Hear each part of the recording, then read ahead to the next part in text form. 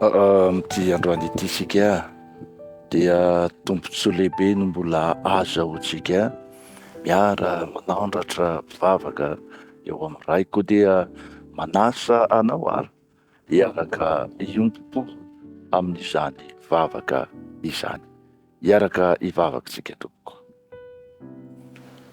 Ray tsaro, akory ny halehiben'ny fitiavanao ka mbola afaka miresaka aminao amin'ny alalan'izao vavaka izao, mamelany tsy fahamendrehanay rehetra, ny fahadisoanay tamin'ny lasa, raha toa ka misy izay tsy araka ny sitraponao teo amin'izay nataonay rehetra.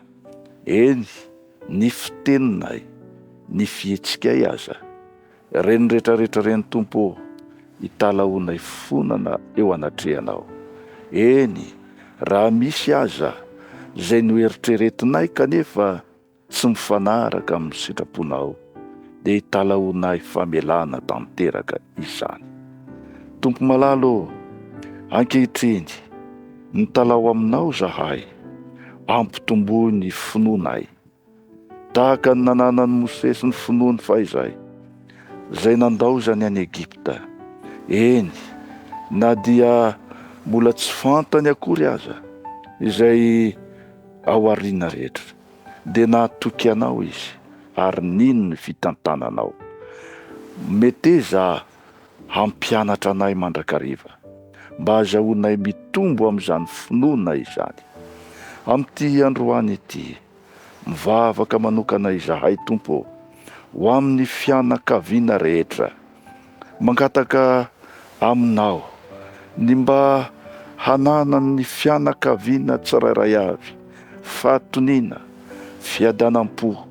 Eny, na dia toa mirotoroto sy mavesatra aza ny fiainana, azakazadava, tolona sy ady no hatrehana, dia aoka hatoky izahay fa manana anao ary ianao no mitantana ny fiainanay.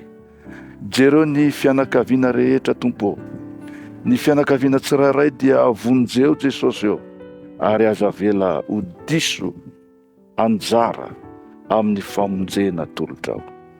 Mangataka anao zahay nidiranao an-tsehatra eo amin'ny fiainam-pianakaviana tsirairay avy, zay ezahany Satana pitena mandrakariva kehitriny. Tehirizo zahay tompo, asio fefo ny fianakaviana rehetra mba tsy hivarina any amin'ny faharatsiana. Ankehitriny dia misy namana ity mangataka vavaka manokana, vavaka ho an'ny vadiny zay nianatra ny soratra masina.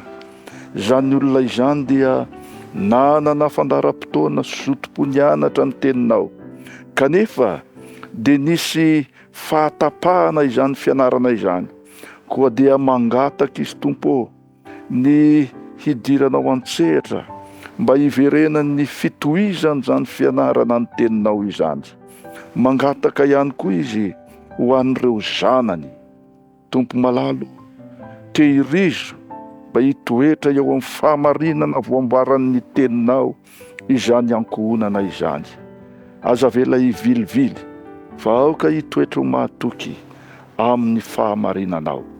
Ray tsaro, zany no faniriana sy angatahnay amin'ny anaran'i Jesosy, dia nitehirizanao ny fianakaviana tsirairay avy ho eo amin'ny fahamarinana ny teninao sy ny finoananao. Misaotra raha eo.